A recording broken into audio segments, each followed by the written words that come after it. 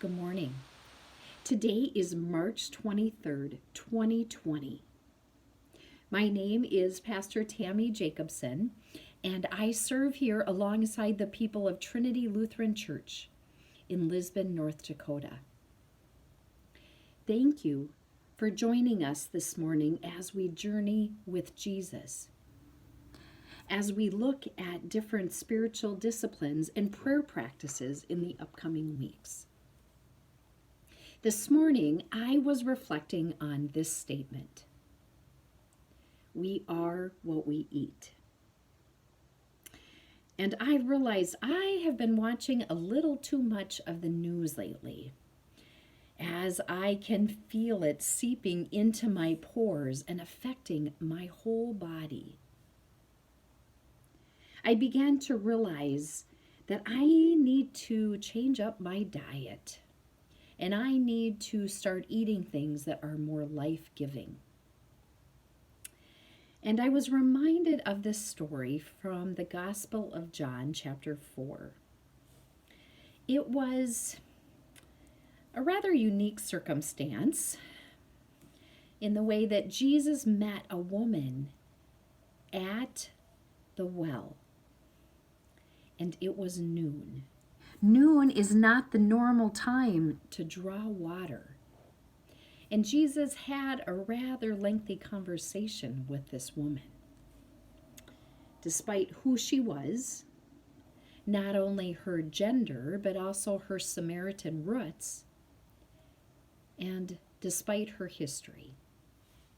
The thing about it is, even though she did not know Jesus, at least at the beginning, Jesus knew her. And her past did not matter to him. Jesus took her seriously and accepted her for who she is. The other thing is, she had a bucket, so she could offer Jesus water. But what Jesus had to offer was life-giving water. Jesus gave her hope and life. Life did not have to be limited by her past or by her worry about tomorrow, because the living water was with her. Because the living water knew her. One of the ways that we can experience this life-giving water is through the book of Psalms. So I invite you to find a Bible and turn to the center of it, and you will find the book of Psalms. Psalm 46 is one of my favorites, and I'm going to read just the beginning part for you this morning. God is our refuge and strength, a very present help in trouble. Therefore, we will not fear, though the earth should change, though the mountains shake in the heart of the sea, though its waters roar and foam, though the mountains tremble with its tumult. There is a river whose streams make glad the city of God, the holy habitation of the Most High. God is in the midst of the city. It shall not be moved. God will help it when the morning dawns. The nations are in an uproar. The kingdoms totter. He utters his voice. The earth melts. The Lord of hosts is with us. The God of Jacob is our refuge. Now this morning, what I do is I invite you to read through the different Psalms. There's quite a few of them, as it's the largest book of the Bible.